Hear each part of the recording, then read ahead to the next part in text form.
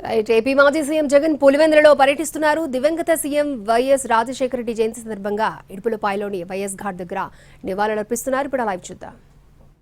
లోకమును జయించి ఉన్నాను అని చెప్పారు. మహానేత జీవితంలో తన 25 ఏళ్ల వయసు నుంచి రాజకీయ ప్రస్థానాన్ని ప్రారంభించి చిట్ట చివరి వరకు కూడా తల ఎత్తుకుని ధీరుడుగా చాలా యోగ్యుడుగా ఆయన జీవించారు. అందుకనే ఆ మహానేతను స్మరించుకుంటూ దేవుని స్తుతిస్తూ ఉన్నారు. దేవుడిచ్చిన విజయాలని ప్రియులారా, నేను ముగింపులోకి వస్తూ ఉన్నాను. ఈరోజు వాక్యాంశం దేవుని మూలముగా జన్మించిన వారు, బోర్న్ ఆఫ్ గాడ్. వాళ్ళు ఎలా ఉంటారు అంటే ఈ 4 సద్గుణాలు కలిగి జీవిస్తారు. మొదటిగా దైవ ప్రేమతో జీవిస్తారు వాళ్ళు.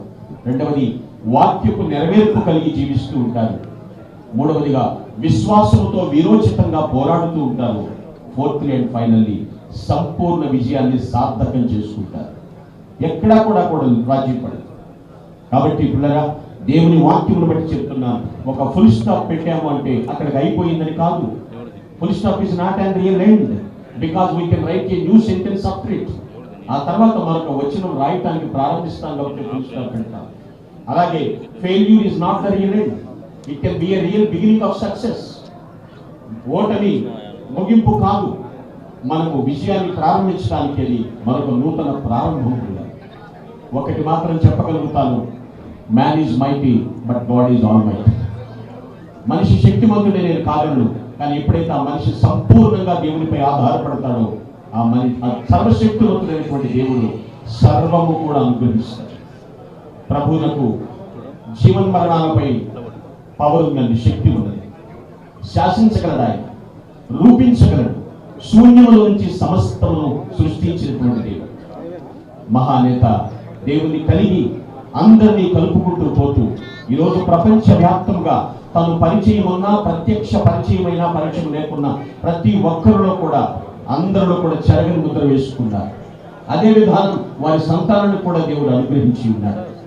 ఈ గొప్ప ధన్యతను బట్టి ఆయన జ్ఞాపకం చేసుకుంటూ ఉన్నాం. ప్రభు అంతటి విజయాలు ఆ కుటుంబానికి ఇచ్చాడు. అంతేకాదు, డాక్టర్ వైఎస్ఆర్ గారిని ప్రేమించేటువంటి ప్రతి గుండె విషయంలో చూస్తే ఎప్పటికీ కూడా తరాలు మారుతున్నా, సంవత్సరాలు పెరుగుతున్నప్పటికీ కూడా ఎప్పటికీ కూడా మరుపు అనేది లేకుండా మరుపు రానిటువంటి నాయకుడుగా వదిలించుకున్నారు. అదే ఇన్ఫార్మ్నెస్, అదే ప్రతిరూపాన్ని వారి యొక్క బిడ్డలో కూడా దేవుడు అనుగ్రహించాడు. అదేవిధంగా దేవుని కృపా మహదైశ్వర్యములు ఆ కుటుంబం అంతటికి కూడా సదా వర్ధిల్ల చేయునుగాక. తలవంచండి, కళ్ళు మూసుకున్నారు. కొన్ని క్షణాలు మౌనంగా శ్రద్ధాంజలి ఘటిస్తూ దైవనామ స్మరణ చేద్దాం. మౌనంగా ఉన్నాం కొన్ని నిమిషాలు, కొన్ని క్షణాలు.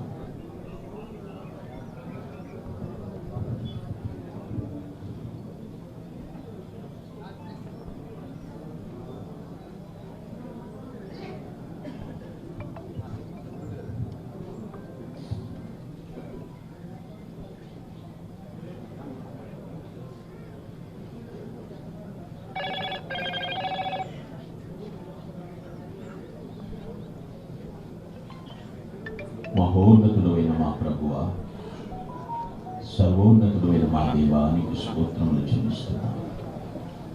మీరు సార్వభౌముడు, పరిశుద్ధుడు పరిశుద్ధుడు పరిశుద్ధుడు అని నిత్యము స్తుతింపబడుతున్న మా పరమ తండ్రి, నీకు వందనములు. మీ కృప అపరిమితమైనది. ఎప్పటికీ కూడా మరవలేనిటువంటి జీవితాలు ప్రసాదించలేదు. నీ చిత్తము చొప్పున నీ కుమారుని ప్రభువా 1949లో భూమి మీదకి తీసుకుని వచ్చాను. గర్భములో పిండముగా రూపింపబడకమునిపై నేను ఎరిగి తిని ప్రతిష్ఠించి తిన వాగ్దానము నెరవేర్చారు.